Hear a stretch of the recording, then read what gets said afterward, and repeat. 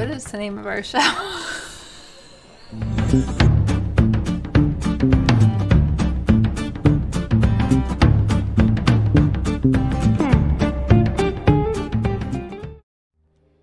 Hi, everybody. Welcome to The Large Glass. My name's Todd. I'm Terri. And this is our weekly show where we bring you a new artist or art-related theme to have a conversation about how's it going out there. There's Ben Hagenbush already in the chat. Hello. Nice to see you. Yes. What a week. It's been a blur. Yeah. Yeah. We have a lot to talk about. We've got an awesome live guest tonight, which I'm excited about. Indeed. Carolyn Thau, thanks for the Carolyn's subscription. here, And there's 63. And Dave. And Dave's here. Nice to see all you guys. Thanks for Everybody's coming. There's piling in. Audrey. Audrey's over on Facebook tonight, so we get to watch her on Facebook. Oh, wow. And for some reason, this chat's not working, so let's make sure we Oh, just boy, keep we an got a eye couple on chats this going one. on. And there's Mom and Yeah. Jess Park. And Jess Park. Nice to see you guys. So you had one hell of an introduction to this week's newsletter. You didn't expect me to drop that bomb on you. No. Well, I spoke from the heart. You know, for those of you who don't open the newsletter, and you really should open a newsletter, but I can see when you don't. So just putting that out there. But, this week, we were both very busy. We had unexpected guests. There was a lot going on. And, Terri was like, I can't write this newsletter this week. Hi, John Park. Nice to see you. There's David Backus. Hey. Oh, Alan's here. Alan Wexler is here. Good to see you. There's my Alan dad. Dad. My dad's Yeah. watching. Terri complained to me, not complained, but stressed out. No, I complained. Okay, you I complained. complained. That she couldn't write the introduction to the newsletter this week. And I have to say, that was the best introduction you ever wrote. Oh, thank you. Under pressure. Thank you. It was really personable and from the heart. And you were angry with me. And I was angry. I spoke from a place of anger. it worked. But it also helps that the artist this week is very intuitive and expresses emotions really well through her work. So that actually helped me channel some of that anger out there. Okay. Yeah. There you go. Yeah. All right, good. And I feel better. See, once you get it out, you get it out. Yeah. Speaking of getting it out, let's drink. Let's drink. Okay, so our artist tonight is from New York. So we picked, as usual, Southern Tier, which is a New York beer. Terri's a big fan of their pumpkin. I can't do pumpkin beer. I can't. Here you go. Let me open that for you. And I am doing the Harvest. So let's get down to business with those. Tell us what you're drinking in the chat. We'd love to know. I think And that's Taylor. Taylor's here. is Taylor here? Hi, I think Taylor. so. Nice to see you. This is a good crew tonight. Good crew. All right, let's see. That's for you. Why, thank you. It's in a Hamlet Dobbins Memphis. We've got the Memphis mug, a la Hamlet Dobbins, a former exhibitioner at the Brownstone Art, which is where tonight's artist is showing. Episode 58. Another live artist on the show. Yes. This is awesome. This is. Cheers. Cheers. Happy fall. Happy fall, everybody. That's what I'm talking about. Oh, yeah. That's good. Oh, by the way, in Every fall, also because of the fall pollens from ragweed, I lose my voice. So by the time we're halfway through, I won't be able to speak. It's going to be on all of you. All right. So So, we've said hi. we have. Oh, Alan Wexler says he's a big fan of Anne Pundyk's work. Oh, awesome. This is great. So we've already got fans lining up for tonight. We have to get through all of our regular hubbub. What does that say? Some Cutter Chardonnay. Boring but reliable. That's okay. Sometimes those John, reliable ones are. That's okay. You want to know what? There's you this like? I don't know if it's new, but there's this thing called Black Box. It's a box of wine. Normally something I'd never admit to drinking, but it's not bad. Yeah, it's not your mom and dad's box of wine. No. Yeah, it's come It's a long way. It's a more advanced. It's a more It's advanced actually pretty box. good. All right. Let's appreciate one of our supporters tonight. Okay. All right. I don't think he's here. I hope he's here. There's nope. I thought I saw somebody. There's 63. Oh, 63's got the Boda box. That's the one we're talking about. We've got one of those too.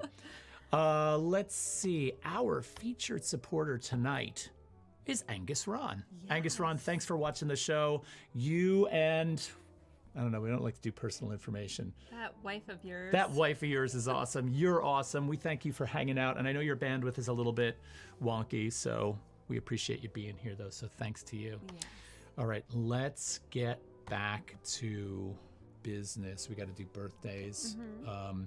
I wanted to talk a little bit about support in a different way tonight. Okay. All right, we got many things going on with changes of things like we're turning some of the focus away from Twitch. Sorry, Twitch, but you know, you're a little tough and your crowd is a little bit not ours. And so we're opening this up to a number of different venues and platforms. So now the Large Glass, as some of you do know, streams on Twitch as it always has. It streams live on YouTube on our YouTube channel. And we're also streaming live on the Large Glass's Facebook page. So if those flavors of platform appeal to you more, if you feel more comfortable being on any of those, feel free to go there, and you can still chat. We can see all of that.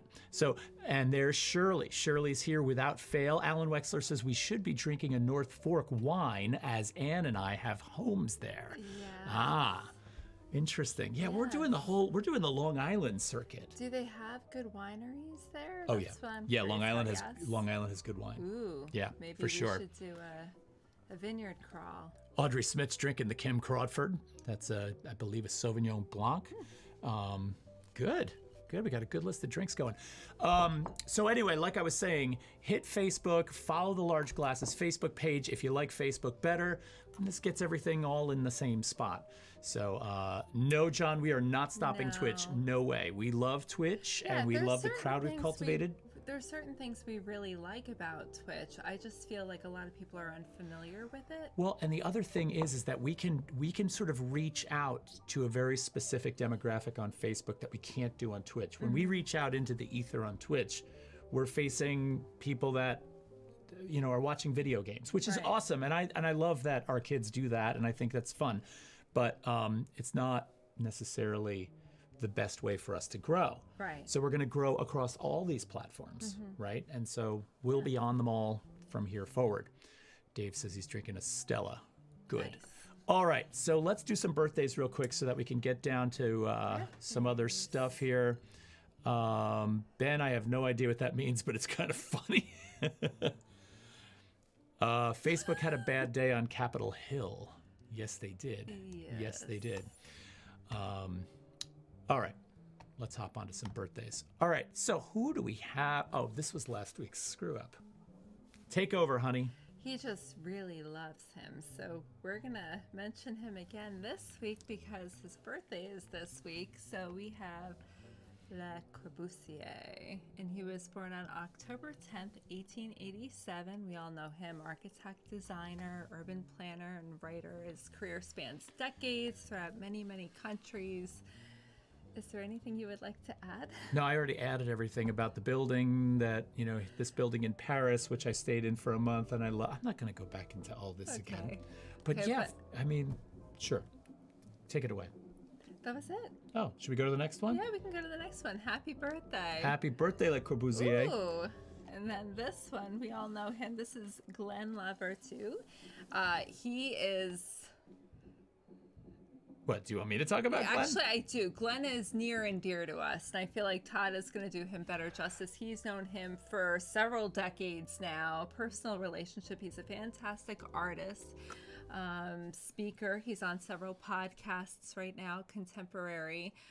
He's doing some work with essays kind of on guns and gun control and such like that. And some amazing sculpture and drawings around that project. And I didn't have to say anything. You did. No, go ahead. You did I him feel like just you fine. know him really, really well. So Well, I mean, I've known Glenn for a very long time. He's one of my nearest and dearest friends. We went to grad school together. That's where we met. And Glenn is a fantastic professor. He's a fantastic artist. And he is also a fantastic writer and critic and puts together some amazing, you know, scholarly presentations on whatever it is he's currently sinking his teeth into. He did a whole circuit on sports and art, which an unlikely pairing, but he did a beautiful job at that. He's now doing another one around the realm of gun design and gun violence in the United States. Another really interesting topic, and it does it really, really well. He's got a show that was just postponed. It will be coming up in January, and we will be covering that show. So look forward to that. Happy birthday, Glenn. That's going to be on October 7th. Let's keep rolling here. What do we have here? So we have Archibald Motley. He's an American artist born October 7th as well, back in 1891. He was a painter during the Harlem Renaissance, liked to depict everyday, actually every nightlife in Chicago. He was born in New Orleans, but he migrated there, and that's where he started painting these nighttime scenes. Yes, paintings are fantastic. Yeah. So all right. Happy birthday. Happy birthday, Mr. Motley. Moving on. This is Faith Ringgold. Her birthday is October 8th, 1930. She's an American artist as well. She's known for a lot of her quilting series. She's a painter, sculptor, performance artist. Stunning work. Happy birthday. Happy birthday. I'm sorry, I'm watching the chat and I'm not hitting my I'm not working the slideshow. We do have a couple things in the chat. All right, here we go. What do we got here? Okay, next we have Albert Giacometti. My birthdays are a little different order than yours are, so I have to kind of skip around again. So he was born October 10th, 1901. He's a Swiss sculptor, painter, draftsman, printmaker, known for his surreal compositions, some cubist. His very elongated figures, his elongated anatomy, beautiful. I mean, one of my favorite sculptors, actually. So happy birthday, Alberto. Happy birthday. All right, keep it moving. Here we go. And this is Antoine Watteau. For those of you who haven't watched before, I have to mispronounce a name every single show. So Terri has anxiety over mispronouncing doing names. Good so far. Yes, so yes. October 10th, 1684, French. He only lived to about 36 years old. He died very young, but he was very prolific during his career. Yeah, because he had a lot of work that I was trying to pick through for the slideshow. Painter, draftsman in the Rococo style. The Baroque period was actually beginning to taper off, and he kind of revitalized it for a small length of time. But happy birthday to him. Happy birthday, Antoine. This guy I had some interesting research with, actually. But go ahead first before I get away. James Barry. This is James Barry. His birthday is October 11th, 1741. He's an Irish painter. He's one of the earliest romantic painters. I did see that. And he had a 6-part series called The Progress of Human Culture. What were you going to add? Well, when you Google James Barry and you don't put in James Barry artist, the first James Barry you get is Dr. James Barry, who lived in... Now, I didn't really dig deep into the research, and I certainly don't have any notes on me, but he lived couple hundred years ago. And Dr. James Barry was, number one, a fantastic surgeon in the military, right? Saved a lot of lives, was one of the better surgeons in his era, right? Was in fact born a woman, and she changed her gender intentionally to become a surgeon so that she could work in the military. He spent his whole, depending on how, obviously James wanted to identify as a man, he spent his entire life as a man so he could become a surgeon. And it was not discovered that he actually had been born a woman until after he died in his autopsy. Oh, very, very interesting pursuit of a passion and a story around it. So James Barry, look up Dr. James Barry. It's a very interesting story, and I was actually really pleased to find that. And I believe James Barry, the artist, is our last artist birthday. Happy birthday, James. All right, we are moving back on to over here. You're smiling. I just think it was funny that we started off with James Barry, and then we're like, let's tell you about another James Barry, because he's cool too. We'll find his birthday and put it on as well. It would be a good show to have, actually, to talk about like 5 people all with the same name, but from completely different disciplines. Yes. I don't know why. You know, that's a terrible show idea. I don't know. I've seen things where people have had similar names as celebrities. And that's always pretty interesting, their life story and such. But anyway, I digress. Well, let's see. Okay. For those of you in the chat that are asking about Candace, nobody ask what happened to Candace, okay? Nobody ask that, because I know where that goes, and this is not good. The moderator needs to boot these people, okay? All right, so let's get on with our show. Okay. All right, before that runs away. Let's do that. Last quick thing about support, because we normally put support into this segment on the show, and I usually do a little bit about support. So up until this time, I had been talking about having the Susan Stillman painting that we've been donated by her offered up as a raffle when we get to 200 supporters on Twitch. Now, obviously, I'm starting to spread that out across a number of platforms, and we already have over 200 on those platforms. So here's what we're going to do. On next week's show, I'm going to schedule the date that this painting will be given away. And you have to be a follower of the show to win the painting. And in the meantime, if you could promote the show somehow by asking your friends to follow us and come follow this, you will have my gratitude, number one. And two, you'll help in the mission to get more followers on the show. But we're going to set a date. That date, I can tell you, will be in November. So in November, we'll be giving away this painting. The date will be announced next week, so you got to watch if you want to find out when it's going to be. And I'll stop talking about support now, but thank you all for being here, and thank you for doing what you can to help us in any way you can. All right, so let's see. Let's go back to here for 1 second. You want to introduce tonight's artist? I would love to introduce tonight's artist. So tonight's artist comes from New York. She has a current exhibit at the Brownstone Art. It's entitled House Paints and Other Essays. I forgot to put the curtain up. We forgot to put the curtain up. So there she is in her beautiful smiling glory with a gorgeous painting behind her. This is Anne Sherwood Pundyk. She has a very impressive resume. She was educated at the New School for Social Research. She has an MFA from RISD. She also... Todd has... Yeah. It's not about me. I always have to cheer, though, for RISD. I cheer for RISD. RISD. All right. She was also educated at Pomona College. She has been featured in numerous publications, both as the subject and as the author. Some of those have included Art in America, Hyperallergic, The Brooklyn Rail, one of my favorites. To say she is one discipline over the other does not do her justice. She is a painter, but she is also a performance artist, a dancer, a fantastic writer. Ladies and gentlemen, I present Anne Sherwood Pundyk. Hi, Anne. Hi. How are you? I'm great. Thanks for that really lovely introduction. Really appreciate it. You're welcome. Terri does a really good job at that. She's always got the notebook in front of her, so we always kind of have a nice full introduction. Yes. So I'm excited to talk to you tonight. I'm thrilled that you're sitting in front of one of your pieces, and specifically we're going to be talking about your show House Paint and Other Essays at the Brownstone Art in Brooklyn. That's not to say we won't talk about your other work, but I think the audience should know that you have a current exhibition there and that it's up until it's October 17th, right? Right. Yes. And I'm there almost every day. If anyone would like to come visit, I'd be delighted to meet you at the gallery.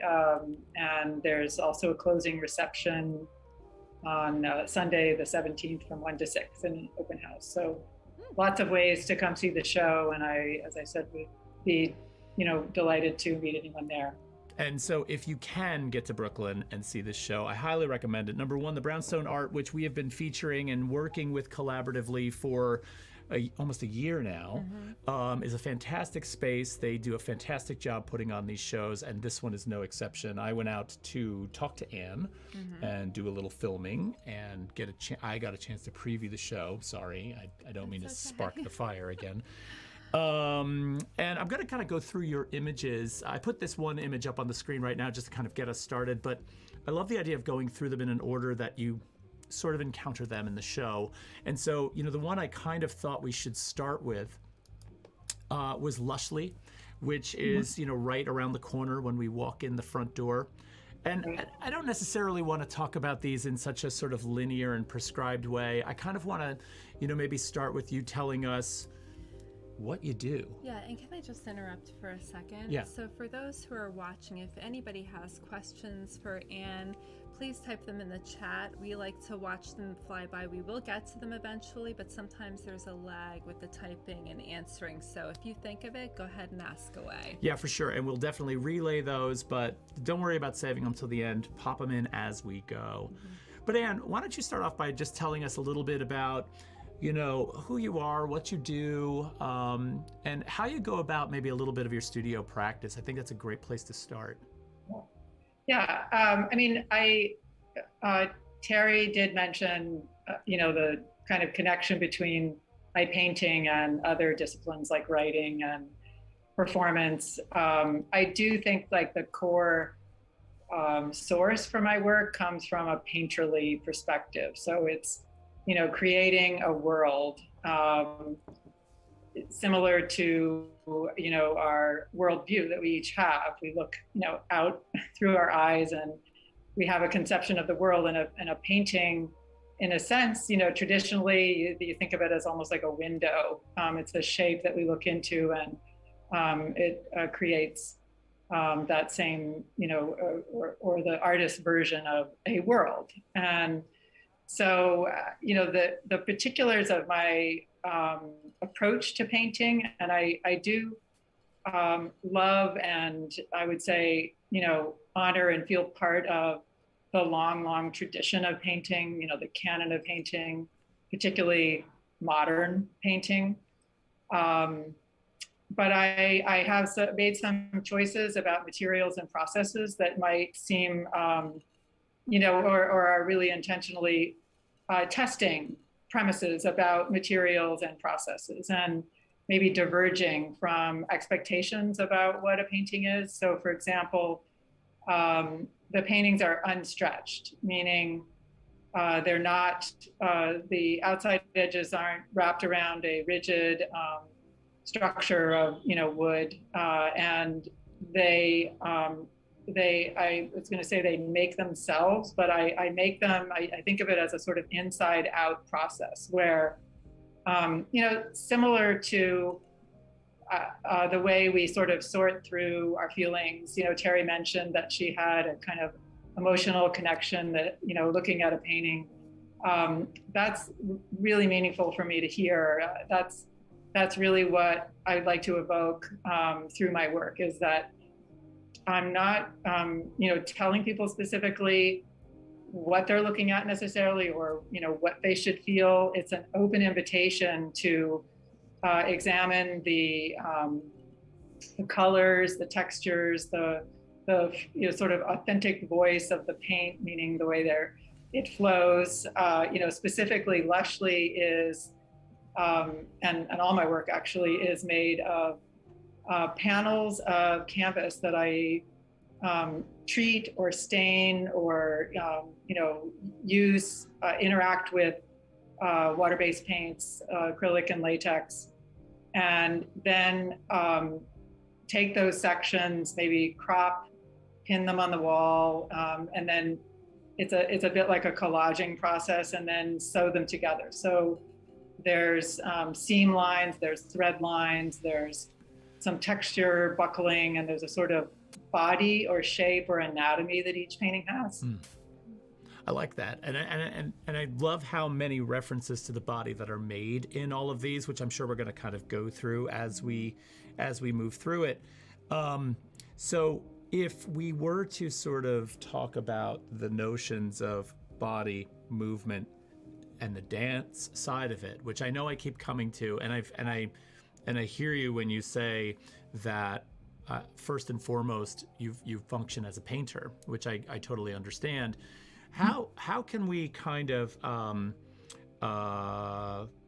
maybe we should wait on getting that ball rolling. Maybe we should just kind of talk about the work processes we could first. Certainly do that. Yeah, because I'm dying to just pull in all this stuff, and I also don't want to come at this with this kind of So Anne, I feel like I have an advantage with you on some level in this particular show because number one, I got to meet you and I got to talk to you and we had a long conversation about your work. And so I feel like I have this kind of, you know, I'm like, let's go. I got this, I want to say this. Sure. Let's see. So when you're making decisions, how about this? When you're making decisions about, let's say, cutting up works that you've already made, and then you're going to be sewing them back together. Can you talk a little bit just about how you make those choices, or what goes through your mind when you're making those choices? Is there a randomness or arbitrariness, or do you have specific things that you employ, like a rule set? Well, I certainly don't plan the work. For instance, I do not make studies at a small scale and then replicate them at a larger scale. I mean, there is an iterative process I use of documenting paintings at different stages, maybe from the very beginning all the way through. And I use, you know, a camera and then I print those out, but I am not trying to, you know, I haven't found something that I'm going to just make bigger, for example. So, in fact, the painting that we're looking at here is a very small work. Much of my work is quite big. The largest piece is 90 by 100 inches. This is, I think it's 10 by 11 inches. Right. So it's quite small. And I'll mention that it has two sections, and there's a sewing, you know, I use a sewing machine to stitch them together, and there's threads. As I do with fabric, also I do with paper.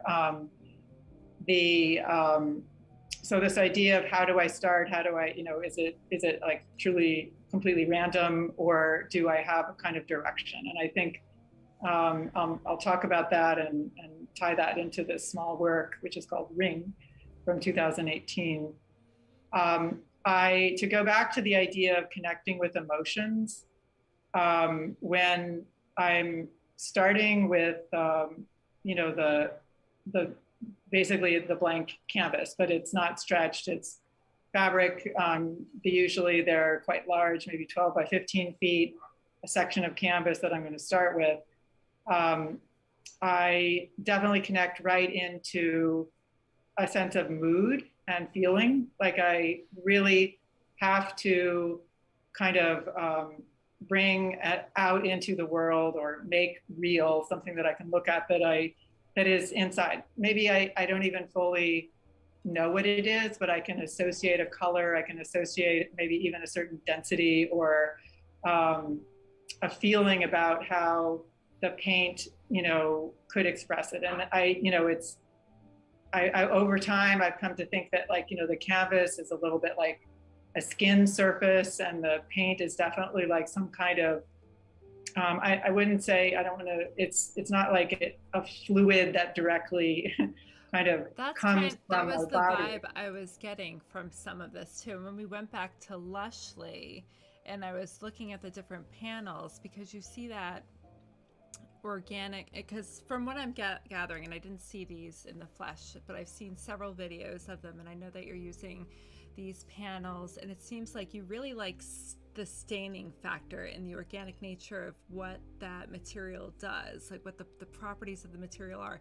And yeah, there is a staining, and when you are looking at some of these colors, and I'm a nurse by trade, so I really connected with some of the work from the body and how beautiful life is with the fluids. I didn't think that was necessarily a negative thing at all, but you can totally see that body connection and all the seams coming together. And I work in surgery, so I'm just like, oh yeah, I can really like see all of this, you know, that's how it hit me.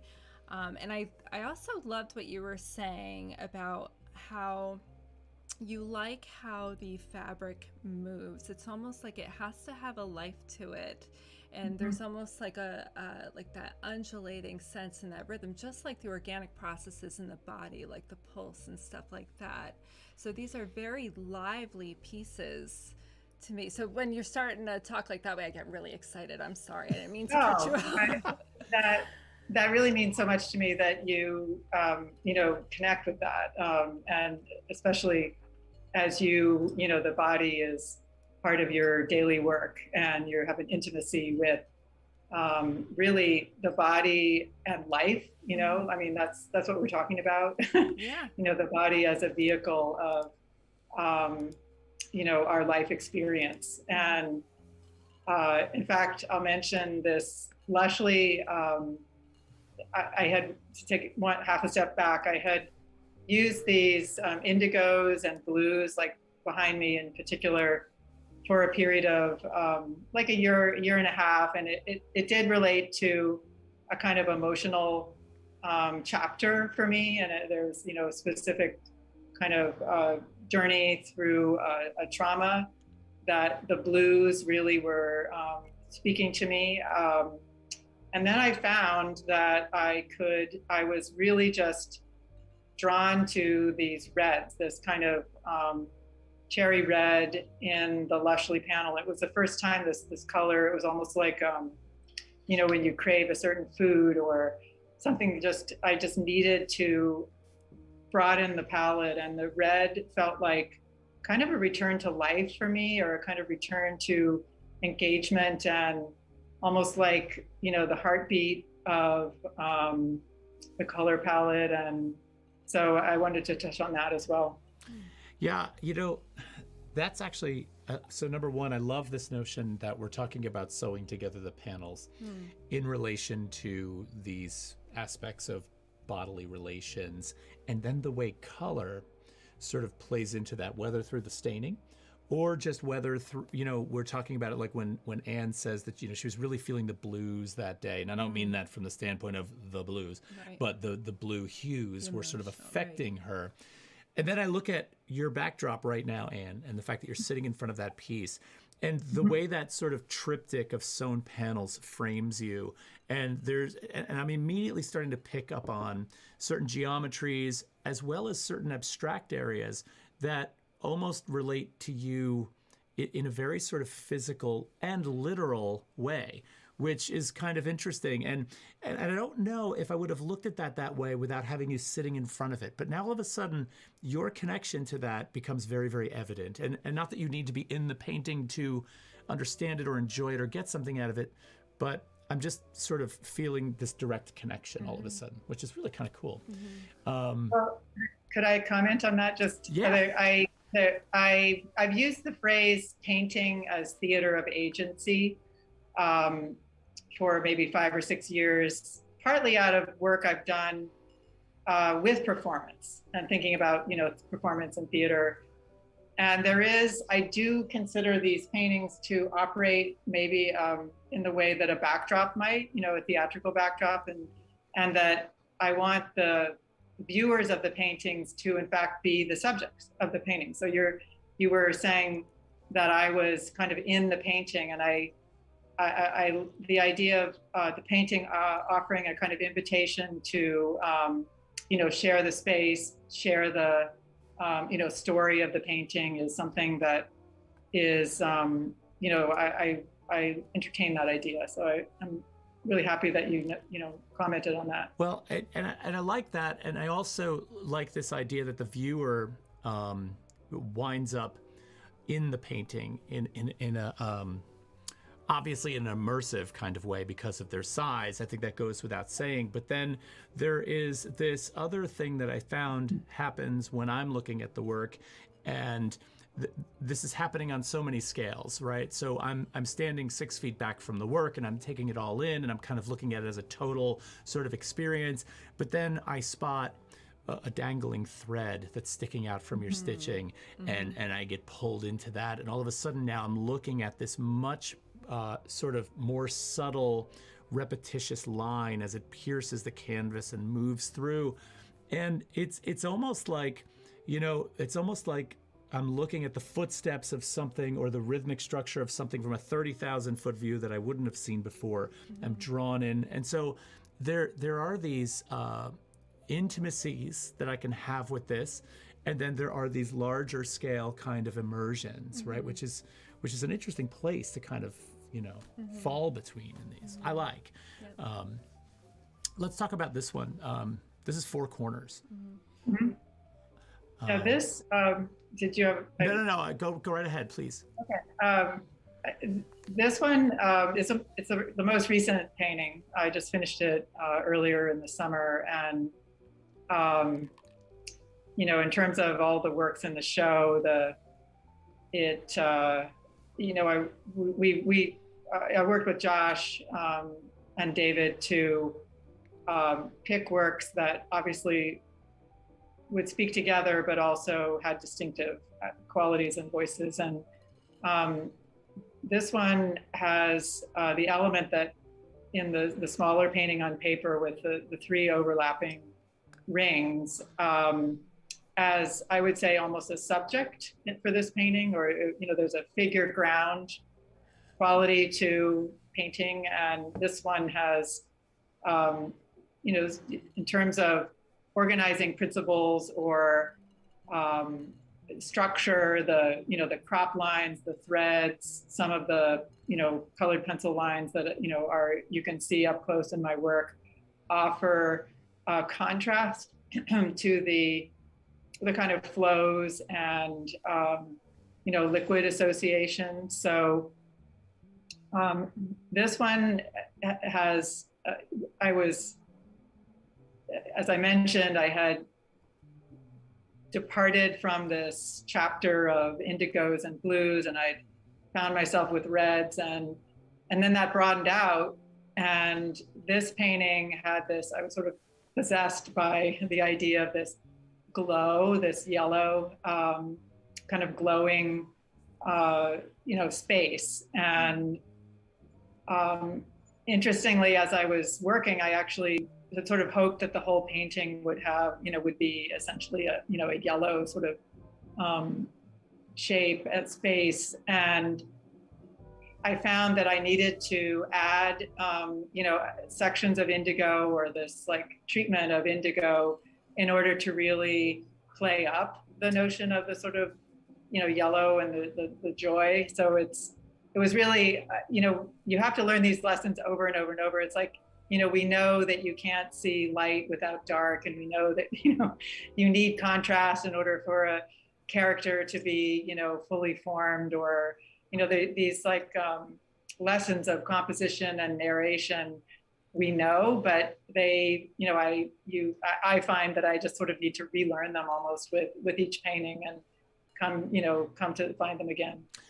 What's interesting for me in this piece and in others that incorporate the circles is that when I take some time to think about the ways in which you make these, and the elements of the body that you sort of employ, from movement to these other thoughts about how color affects the work, the geometry of the circles and then the underlying abstraction is not an underlying abstraction, in that it's not like one exists and then another reacts to it.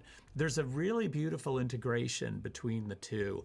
And so I feel like there is this kind of call and response that's taking place between you and the imagery and the work and the body and the movement and the gesture and the sewing.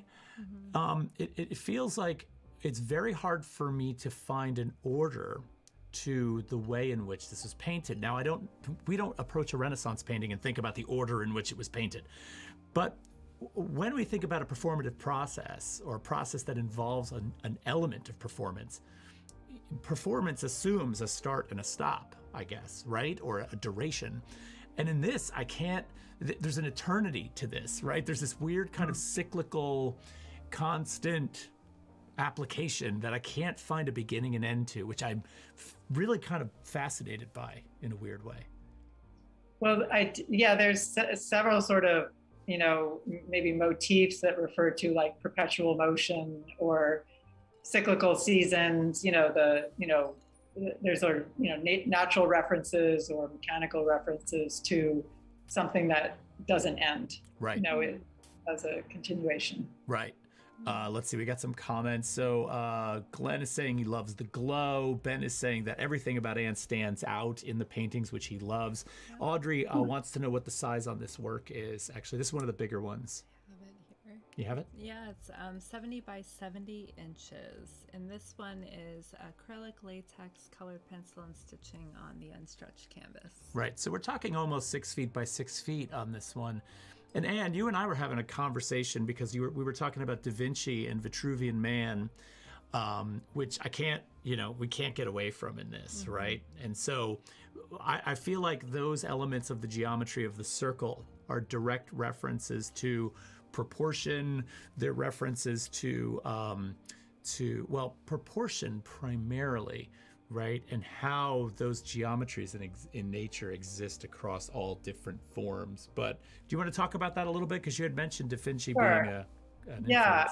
I love that you made that connection. I think I'd mentioned that I just had been given several books, a biography and a book of Da Vinci's notebooks like last week, having not, really probably, thought about. I mean, it was an artist that we all have studied, and there's an incredible story to his work, but the specifics of I had found myself looking at the diagram that we talked about, where the looking for a kind of ideal geometry or proportion within the human body, which is not a specific goal of the work that I'm making, but I do use like a simple device to make these circles where it involves a string and an arm's length. I make a pin, and then I literally draw it using what I can, the sort of the measurement of my own body to evaluate or make judgments about the scale, how I want it to read, and it's in relation to literally the scale of my own body. And I see that as a sort of stand-in for the viewer. I mean, it's the same, the single kind of entity of the body that we use to really navigate our, anywhere we go or navigate our lives is through the experience of our body. So pulling in these sense of using the body to create these designs, which, I think the first time that I used these three circles was in that small painting that we looked at before called Ring. And it was a really almost an accidental kind of doodle. I was tracing bottle caps and, just kind of uncovering where the direction of this work. And then those three circles just like completely resonated for me. And you can see even behind me, I use them as these kind of ghost images, like just the white versions of these circles in a number of paintings. And then with, for example, Four Corners and Synthome, they are prominent. And in fact, they've become sort of elaborated, double rings. And there's this notion of exploring what are, the kind of significance. And, I know for myself that they resonate as a kind of, again, this notion of continuation or parts and a whole. And it was interesting to note that it's a symbol that's a ancient symbol, and it's also the Jacques Lacan, the French psychoanalyst, used the same motif to talk about conceptions of self. So they, it has a kind of, it is, I've discovered it for myself, but it also lives elsewhere. And maybe there's a certain archetypal quality to these rings that reinforce how they function. Well, and the other thing I find in the works with the rings is, especially in the overlapping areas, is they look like they're an attempt at containment, and those containments in these layers suggest a couple of things. One, there's a futility in the containment, right? Because the gestural elements that they attempt to contain spill out, move through, pass through. But the layered aspect of the rings and what they're attempting to contain also imply a kind of time. So duration sort of becomes part of that as well.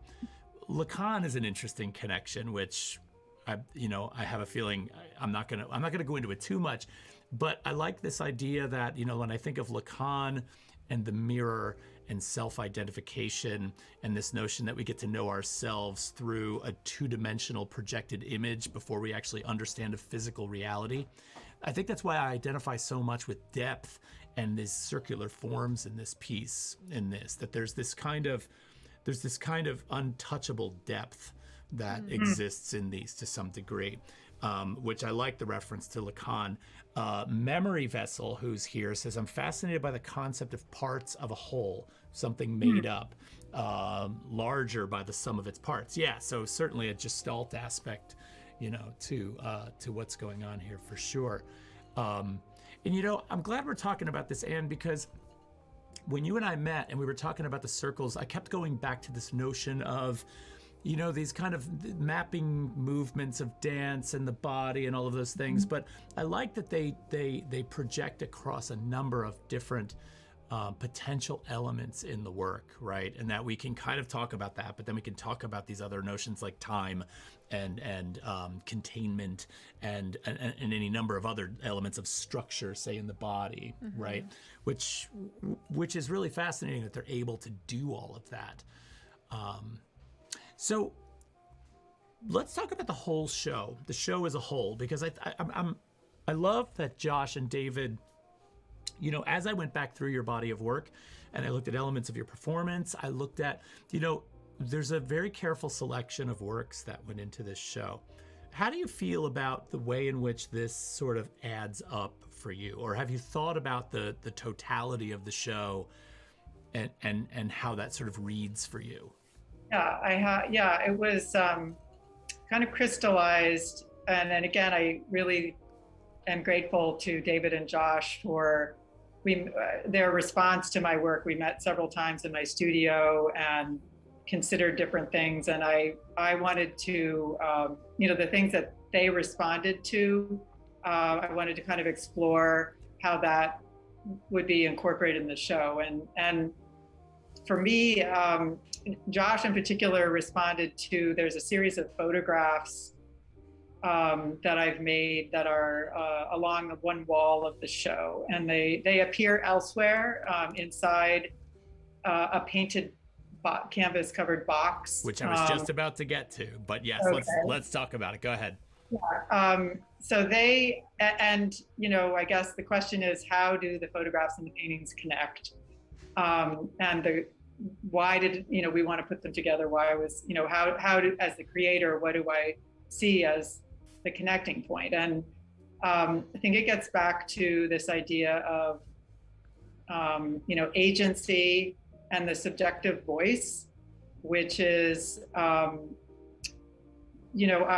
think I'm very interested in how it is that we get to a place within ourselves that we can, let's say, take action in support of and defense of, our own subjective voice, if you will. And I think that the processes that I use, both in my paintings and these photographs, which I'll describe in a second, have to do with different ways of doing that. So there's 15 photographs that have a common elements. There's this sort of box within a box where the image in the center is actually a scan of a small moleskin journal that I kept in 2015 with, the daily, self-reflection on one side and a kind of motif on the other. And so I scanned them, printed them out, rephotographed them, and then began to play with some digital processes in Photoshop and also this archival inkjet printer, which they're very sensitive, and there's a kind of glitchy quality that I really liked, having to do with the toner creating these lines, and the images are rephotographed on top of fabric that also has like a woven surface. So there's this sense of honoring, if you will, or reflecting on the process of self-reflection. What the journal is a kind of private place where we can take a moment to put our thoughts out. We maybe don't even understand them ourselves, but and then also provides the opportunity that you look back over time and you see yourself. So that sense of connecting with the subjective voice, and then the process of it's not just a single experience, it's something that you continue over time. And sorry, you first. I didn't mean to interrupt no, you. I was just gonna, the way that my paintings also have this sort of layered process, more focused not on necessarily a narrative using words, but a narrative using, form and color. Gotcha. An interesting comment in the chat from Boo Jazz says, I live near the old Firm Lab particle accelerator. Anne's circular work reminds me of that. Particles spinning and smashing. That's that's a cool thing. Thanks for that. Well, when I think of those types of scientific explorations where you can't actually see the actual subatomic materials, but you see evidence of them kind of in the record of their movement. You can't see the actual thing, and I love that sort of tracing and like shadow of what's being looked at. Yeah, and I like what Boo Jazz said also, because the circular forms, right, are this sort of, there's a manifestation in the circular form, this literalization of this kind of geometry that I keep saying the word containment, but there's a runaway looseness to the fluidity of the paint. And like a centrifuge, right? And all of a sudden now, by putting this circular ring around it, it almost defines a particular area.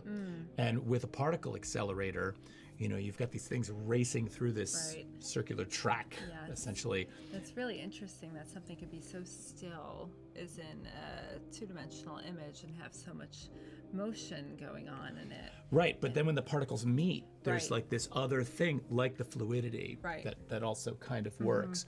I want to get back to the journals, though, and what you're talking about. I want to show, I've got a quick little video I just pulled out of you kind of opening the box and taking some papers out. But I'm going to have to do something funky with the screen to get that to show, so can you bear with me for a second? Okay, I apologize for this, but it'll just take me 1 second, and it's going to look weird, but let's just do that. And is there a type of music you're listening to when you're painting? Good that question. was the question I was thinking. In my studio when I'm working, I do get into, I think, I would say if I had to name one type of music, like old bluegrass music is something that I listen to a lot. Oh, okay. Cool. That's really cool. I wasn't envisioning that. I was thinking something more dance-oriented or classic, but I do like hearing that. That's cool. Hang on a second. He's got the video up. I think I've got this. Now it's just silent, but I wanted everybody to be able to see what the box was and just kind of see you opening it up and going through it. And we're able to actually talk while this is going on. But, you mentioned in this, while we're talking, you talk about, what's the problem lies in the box. Open the box up and you sort of start to reveal what's going on inside the work. What strikes me about that, I'm starting to lose my voice, so forgive me while I struggle through this. What strikes me about that is when we see these images, the ones that are framed on the wall, which are also in the box, and there are more in the box than are on the wall, but we see the scanned image of the moleskin, we see it glitching from the printout, from the scan. We see some of the evidence of that glitching. We see a beautiful connection to that glitched printout and the fabric below it. We see the paper on that fabric and the slight drop shadow below it, which you talk a lot about shadow with the way the hung canvases deal with shadow. Right. And then we see light streaming through the window as a product of, or as a intentional element in the print. Whereas somebody might look at that and say, you should have lit that better. That's not at all what's going on here. What you've done by bringing that light in, the scan in, the paper in, the shadow in, the tablecloth in, is you've created another series of these kind of layers that almost exist in the paintings, but in a much more sort of cerebral way, or in a way that sort of digs down into, I guess, what you're talking about with the agency of the subjective voice. It's like that place inside of you, right, that sort of functions and helps to drive the work. It's not literalized, but it manifests in a different way here, if that makes sense. I have to stop talking. But what do you think of that? Is that? Yeah, I think there's, let's say I'm interested in, like sort of pre-verbal, non-verbal states, but I'm also equally at the same time interested in how we come to putting words to our experiences. It's like, I'm not an expert in child development, but, the notion of pointing is almost like the equivalent of, saying a noun. You begin to kind of collect your world of words that are important, or they are meaningful to you. And, it's the idea of language is fascinating for me. It has this, just because, words are, we think, there's a sort of, I guess, this illusion that if you can put something into words, then you've either solved it or captured it. Like a word will sort of draw a circle around it, and now it's done. In fact, we were talking about stream of consciousness writing, and I was saying that Virginia Woolf's writing is she's my, really, I think, my favorite writer that I've gone back to over decades of,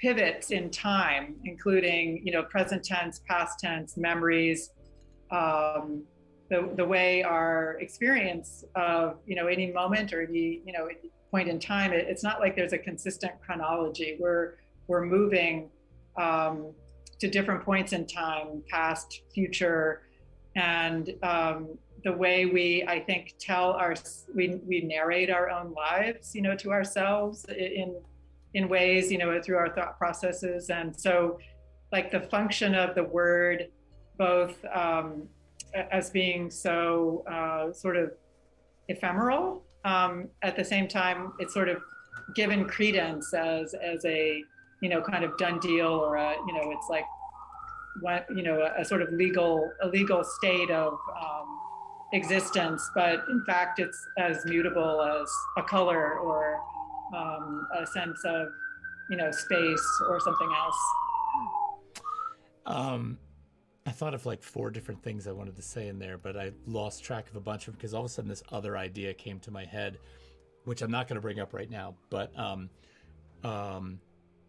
so with, I'm going to pause for a second. Yeah.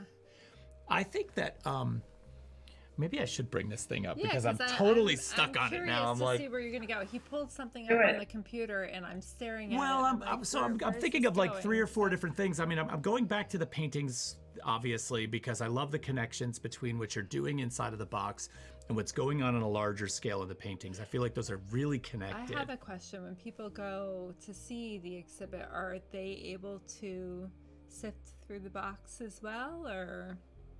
There's, it's really wonderful to be able to, like, have a row of these. There's a kind of mantra-like experience to see them, and you sort of compare one to the next. yes, if you would like to, experience the entire set and look at the original photos, you can. Because I feel like there's like, with the scale, like, okay, so when we open this box, let me just go back to this. Okay. When we open this box, we're now into that intimate space I was talking about. We're allowed into the space inside of the artist's mind, right? Mm-hmm. It's almost like number one, we're not supposed to touch the work in a gallery. Right, exactly. So by opening this box, we're kind of really allowed into a secretive, almost taboo space. Mm-hmm. And then once we're in there, then what do we see? Well, we're now inside of a journal. We've gone inside of a box to go inside of a journal. And the journal it reveals, but it also withholds, right? Because of the way it's glitched, because of the way it's scanned, we can see, but we can't see, which makes us want to look even closer. Mm-hmm. And so this idea that in the larger paintings, because of their scale and because of, how they're hung without the stretcher and they're less object-like, and this notion of the theater, we're sort of pulled in. Mm-hmm. We're also pulled in this work in a really kind of interesting way, but it's a different thing. Yes. Right? It's the same, but it's different. So I love that connection in the two of these things for you, Anne. And I kind of want to take a second to just go back to the canvases for a second, because a couple of things occurred to me on those, and I was curious. I was thinking about, I saw your field flag works and so I don't have an image of that to show everybody in the audience tonight, but Anne took several fields that she took small colored flags, the type of flags you see like electrical companies marking out things that might be underground. They're just a little square of color on top of a wire. And there are these circular spaces mapped out, many of them overlapping, utilizing different colors and systems of flags. And then inside and around those spaces, there are performances that take place. And so we see a much more sort of physical example of what might be going on in the paintings, or a definite relation to what's going on in the paintings happening there. So then I think to myself, when I see you and some others moving around in those spaces in the performative thing, I can't help but think of Yves Klein and the performance paintings of Yves Klein. Now, there's obviously a much more sort of direct connection to bodies and canvas in that, right? Where bodies are literally being rolled in paint and slapped onto the canvas. But then I wonder, well, why not in these, right? There's like you have a divide. You have a separation between the elements of the body and the canvas that may have taken place in how you pour the paint and the angle of the hill, but there's a boundary. Can you talk about that? Am I imagining that? I would say, I have a series I call the Paint Dance series that are works of different scales and, lengths. And they explore this connection of movement that may be generated through the way I create a painting or something in response to a painting, and bringing it into 3D and creating a choreography. I think the flag field performance that you're describing was we intentionally chose not to include direct elements of, let's say, canvas or paint in the performance. It was more about the qualities of movement, the relationship of, there's a technique, I'll mention Alana Z. Flynn, who was the choreographer that I worked with, along with Poppy Johnson, another dancer. We used an improvisational process and a technique called flocking, where you're mirroring and mimicking in a way where there was a set of qualities that I felt, for me, definitely tied into some of the things we've talked about in terms of, structure and unstructured, or, the sort of geometry of the circle spaces, and then the body in relation to them. So it was definitely, it was tied to the paintings, the group of paintings that I'm working on now through the sense of taking the geometry out into nature. And so some of the kind of natural processes that I think, the way, I use paint here, for example, to, it sort of looks like tide lines or, topographic spaces or mapped continents, or even, patterns related to, trees or branching, and then having that actually, be in this outdoor setting. So, I think it was, I think you make a good point about it being tied to the paintings, but in a way, one or two steps removed literally from, the painting process. And there, it's really striking how the very subtle flags in these geometrical forms out in nature sort of stand out, considering how subtle they are. They have a real presence there. But just to get back to this notion of, I was implying that there was an intentional separation.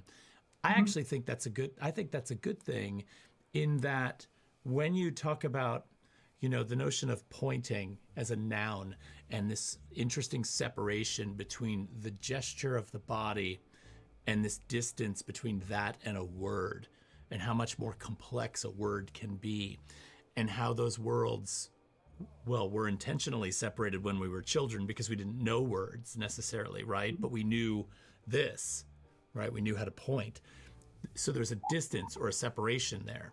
And I like how you keep that separation in the work, in that there's the hint of it or the gesture of it, but it is not the thing itself.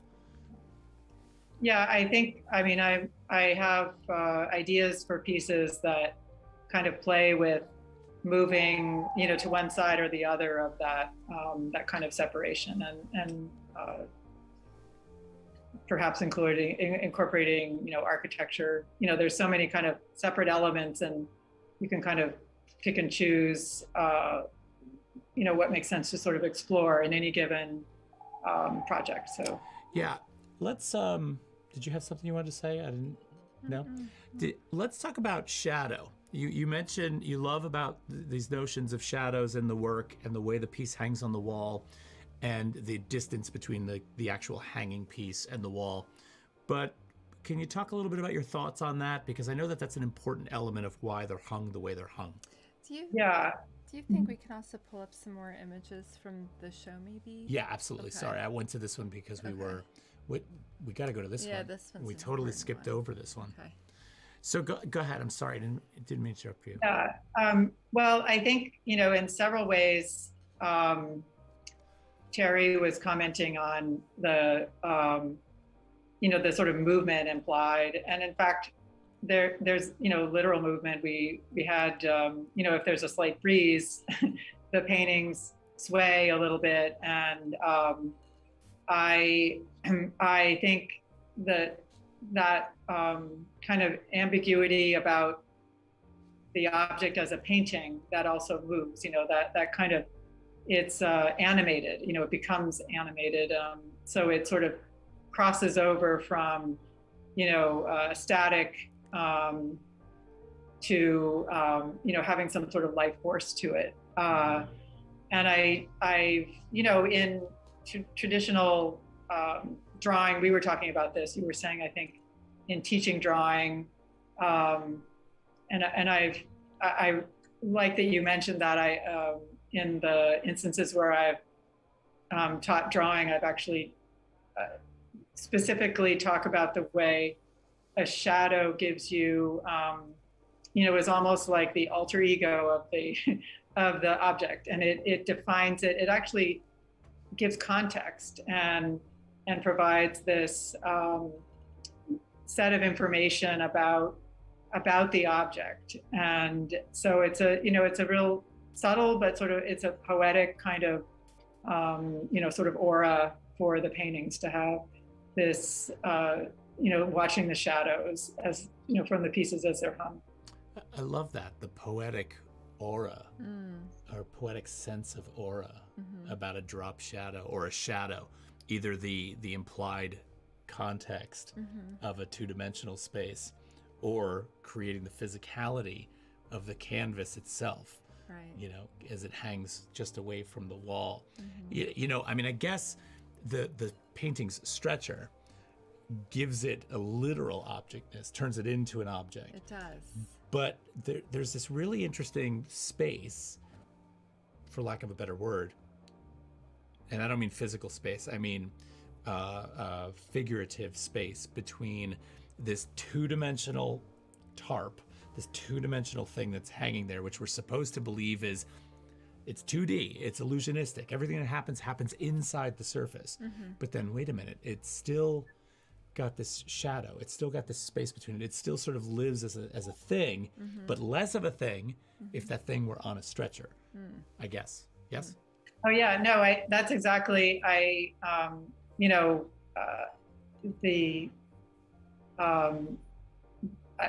think I've talked to you about it as an invitation to the viewer to participate directly in the space of the painting. It's like a disarming quality, meaning it, maybe it's a little unsettling, as I've said, for someone to look at it and go, it's a painting, but it's not, doesn't meet my expectations for a stretched kind of object painting. I want that little bit of unsettling quality to sort of, sit with the viewer. I also feel that it could be like a welcoming thing. It could be like a soft, maybe a vulnerable kind of quality that I hope would invite a kind of participation. The architecture of the room, the painting interacts with the architecture in a way that an object painting wouldn't, and in fact sort of enters the same space that the viewer is in. So that little play that you're referencing is intentional for me. Right. And I like the idea that in previous exhibitions of these works, I've seen them hung in different orientations. And I think that's a reaction to that space, right? I'm guessing. Yeah, the paintings as they evolve, I've